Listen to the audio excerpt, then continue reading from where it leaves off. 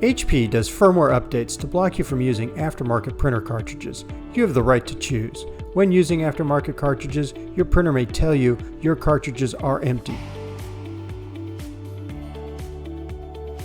We guarantee your new cartridges are full. After every cartridge is filled, it is weighed to meet OEM specifications and then is print tested. Here's how to clear the ink level indicator notification when installing your new cartridges.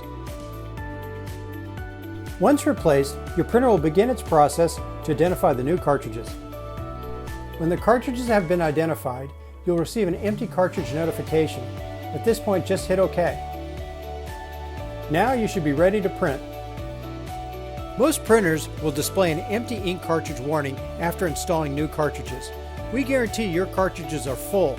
All you need to do is press OK to clear the warnings to print with your new cartridges. Thank you again for purchasing DoorStepInk cartridges and supporting U.S. remanufacturing.